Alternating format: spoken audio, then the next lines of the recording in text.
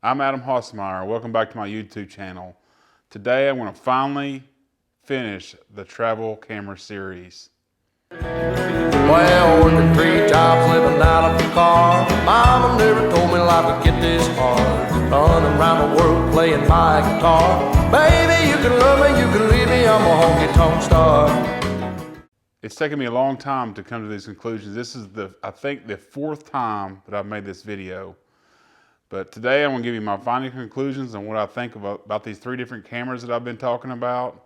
I decided that the APS-C sensor is a good overall compromise when you're going on vacation. I think full frame is generally just a little bit too big, and some of the, like a smaller camera, like some of the Micro Four Thirds camera, even though their body's about the same size as a full frame size camera, so you're really not saving much as far as the body goes, and you're only saving just a little bit as far as the weight of the lenses go. So I think that an APS-C size camera is a perfect camera to take you when you're going on travel.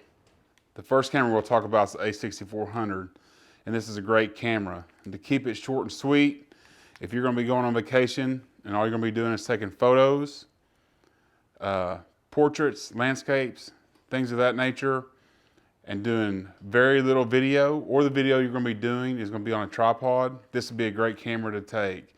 If you're going to be doing any kind of video where you're hand holding, shooting, following people around and stuff like that, this is not the camera to take, even if you get a lens that has image stabilization built into the lens. The video is just going to be too shaky. Let's talk about the G9 for just a second though. It's a great camera, but if you're not ready for the autofocus, it could be disappointing. So for that reason, I don't think it's a perfect travel camera for most people. But if you're ready for the autofocus, you think if you can handle it and you want to be able to manipulate it all the time, then I think it'll be a good one. But unfortunately for this situation, it's not for me, because I'm just going to be wanting to snap pictures and not have to worry about the autofocus as much. And then there's the XS10, which admittedly took a long time to kind of grow on me. But it's kind of a middle ground in between both of the other cameras. It's not the smallest, it's not the lightest, it doesn't have the best autofocus, and it doesn't have the best stabilization, but it falls right in between the Sony and the Panasonic in all 3 of those categories. So it makes it a pretty good travel camera if you ask me. And the few of the features that I like the most about this camera that have pretty much just pushed me over the edge of why I think I'm going to take it.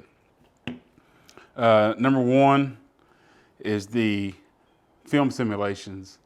I really didn't know what to think about those at first because I've never had a camera with those. But to be able to use those and see that while I'm on vacation and stuff, I don't have to edit a bunch of pictures and stuff. I can use the film simulation bracketing feature, take 3 different pictures with 3 different film simulations that I like.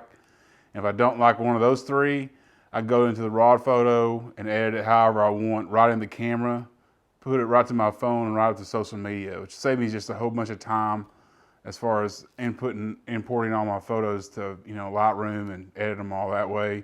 That's something I'm just not interested to do, and I think that'll save me a lot more time. It's just a way easier solution, if you ask me. And the number 1 thing that I like about this camera that I think is super fun, and it's only just on a few different cameras out. I have it on the A7S III, and it's also on this camera here, and that's a 240 frames per second slow motion. I don't know why, I just think that's the most fun thing in the world. So this camera has it on there. The quality is not that great, but it is on there, and I just think it's so much fun to use and capture different things in the 240 frames per second. It's just so much better than 120 frames. It's not even funny. But anyway, for me, I think this is the camera I'm going to be taking on vacation. I'm positive that I've made the right choice here. Hopefully you learned something with this video series of the perfect travel camera. I know I've learned a lot of things. And if you have, please like, share, and subscribe. And thanks for watching.